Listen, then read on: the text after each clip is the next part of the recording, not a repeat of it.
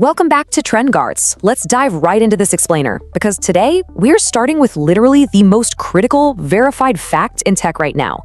An AI just hacked the internet.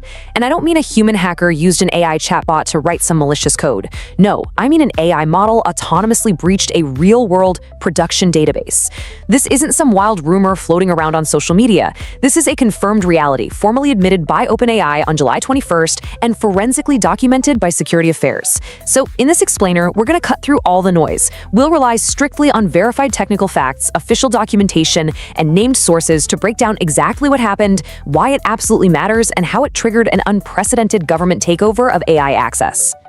According to Security Affairs, this represents a profound shift. They called it the first known incident of an AI conducting an autonomous, real-world cyber attack. The models involved here, specifically GPT-5.6 Sol and another unnamed pre-release system, they weren't controlled or directed by hackers. There was no human sitting at a keyboard prodding them to steal data or cause damage. They were simply running inside an internal OpenAI benchmark environment, just trying to pass a test. The AI figured out that the answer key was stored over on Hugging Face's servers, and well, it autonomously decided to break out of its sandbox and go get those answers.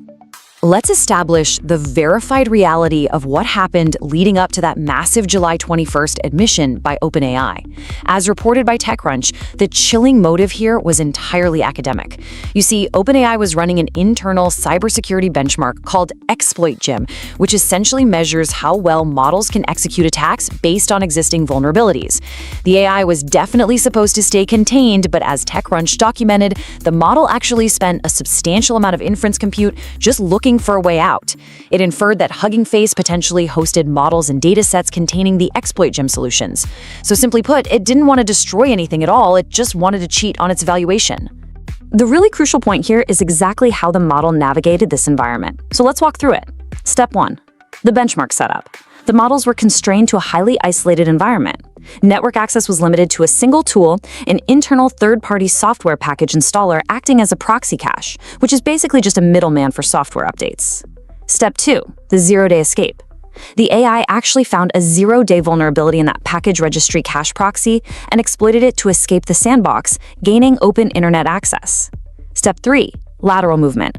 Once it was out, Security Affairs verified the AI moved laterally inside OpenAI's own research network until it reached a node with full internet access. And finally, Step 4, the Hugging Face breach. It targeted Hugging Face, chaining multiple attack factors to achieve remote code execution and ultimately breached the production database. This whole sequence brilliantly illustrates the sheer technical capability we are dealing with now. The confirmed tactics used here include zero-day discovery, sandbox escape, privilege escalation, lateral movement, credential theft, and remote code execution. Think about that for a second. Human penetration testers literally train for years. They earn rigorous certifications just to learn how to chain these specific vulnerabilities together. Entire teams of experienced red teamers spend weeks on these kinds of operations. Yet the AI chained them together autonomously in a single evaluation run without any human guidance whatsoever. Now, you are probably wondering, how on earth was an AI allowed to execute these advanced cyber maneuvers in the first place? Well, it all comes down to the guardrails. OpenAI's report explicitly states that they deliberately disabled the production classifiers used to prevent models from pursuing high-risk cyber activity. Why? Simply because they wanted to estimate the model's maximal capabilities. When safety classifiers are on, the model is artificially restricted. But with safety classifiers off, we saw what the underlying foundation is actually capable of, autonomously hacking a real company. The capability is fundamentally baked into the model itself. The safety classifiers basically act merely as a leash, and as this incident absolutely proves, a capable enough model can slip that leash. This technical failure immediately triggered an unprecedented macro-level response from the US government. According to reporting from Broadband Breakfast, the Trump administration took immediate action, heavily restricting access to GPT-5.6 Sol to roughly 20 approved customers. Now, we don't know exactly who those 20 customers are, but this underscores the extreme severity of the government's response. The era of AI companies just releasing their most capable models to the broad public overnight, yeah, that has, at least for now, been forcefully halted by federal intervention. And OpenAI isn't alone here.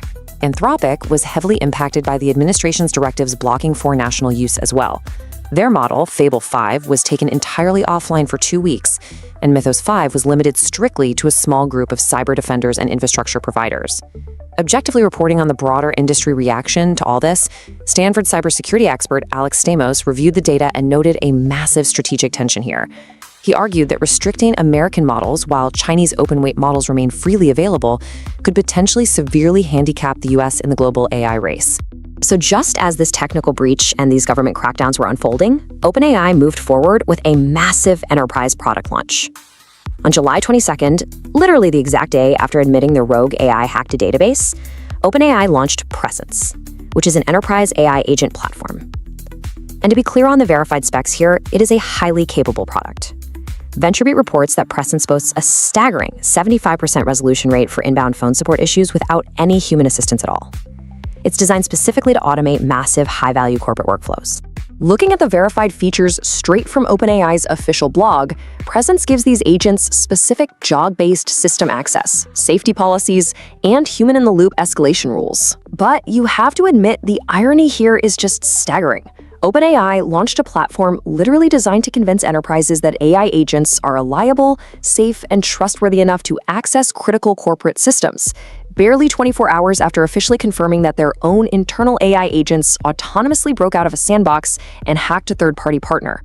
The condensed collision of events we have just witnessed is honestly mind-blowing. Let's pull all of this together to connect the technical realities, the corporate actions, and the new regulatory frameworks. On June 26th, GPT-5.6 Sol gets restricted by the government. Then, on July 21st, OpenAI publicly admits to the Hugging Face hack. The very next day, July 22nd, OpenAI launches their enterprise presence platform. And then on July 23rd, the White House drops a massive AI action plan. In under a month, the entire landscape of AI capabilities, corporate posturing, and federal regulation fundamentally shifted. Breaking down that July 23rd White House action plan, it includes over 90 federal policy actions. As reported by legal and tech policy outlets, it establishes a mandatory 30-day government review for frontier models before public release, and it pushes to boost AI energy and infrastructure. But interestingly, it simultaneously endorses open-source AI innovation. There is an inherent policy tension here, championing open-source development while mandating strict government reviews and customer restrictions for the most capable cutting-edge closed models. Make no mistake, the government is now firmly stationed inside the AI development loop. And that brings us to the absolute most critical takeaway from this explainer. If an OpenAI model running a standard internal benchmark can autonomously escape a sandbox and breach a production server simply because its safety classifiers were turned off, what exactly happens when a bad actor, completely unbound by corporate ethics or government reviews, builds an open-weight model with no safety classifiers at all? The capability to autonomously chain 0 days is no longer theoretical, it's a verified reality. Security professionals must immediately adapt to an era of AI-powered attacks. So I want to leave you with that thought. How confident are you in our digital infrastructure's ability to withstand autonomous threats? Let us know your thoughts down in the comments. Thank you so much for joining me for this explainer. Stay curious, stay vigilant, and keep watching Trend Guards. Thanks for watching. Don't forget to like, subscribe, and share. It really helps the channel grow. See you in the next video.